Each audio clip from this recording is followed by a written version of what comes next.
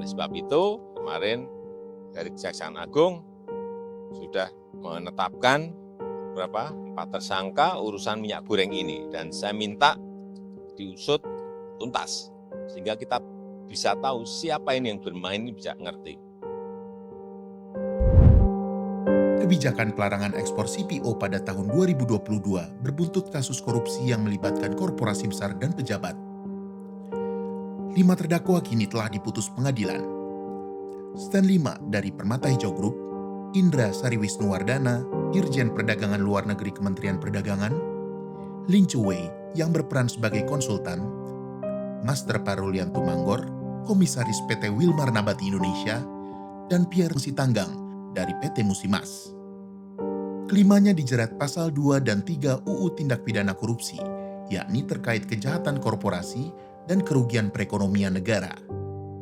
Putusan kasasi kelimanya bahkan diperberat, kendati masih jauh lebih ringan daripada tuntutan.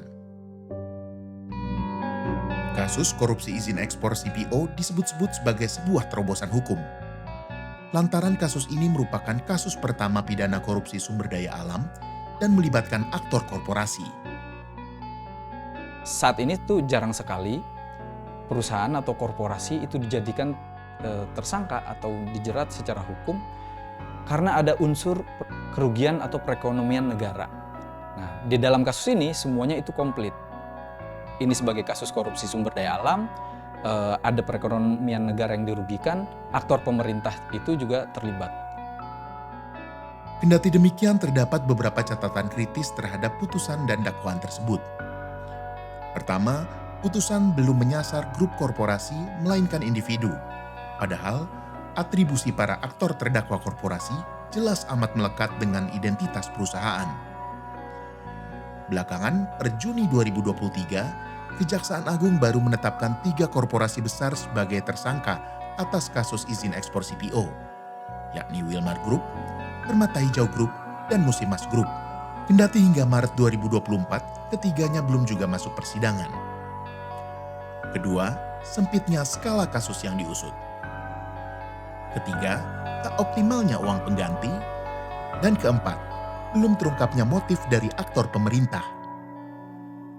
Pertanggungjawaban pidana korporasi itu sebetulnya bisa digunakan oleh jaksa sebagai momentum untuk menggali lebih dalam lagi mengenai motifnya apa, sekaligus dalam waktu yang bersamaan memberikan efek jera kepada korporasi, karena korporasi yang mendapatkan keuntungan secara signifikan, dan yang ketiga sekaligus merecovery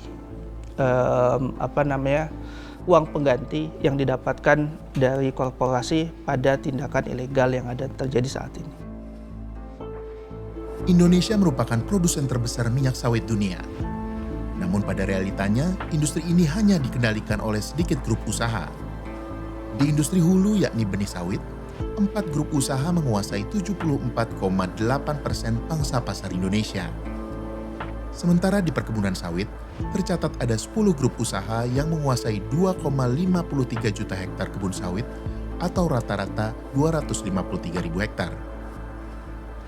Selanjutnya di sektor pengolahan crude palm oil atau CPO, ada sekitar 1.200 pabrik kelapa sawit yang 80%-nya dikuasai 10 grup usaha.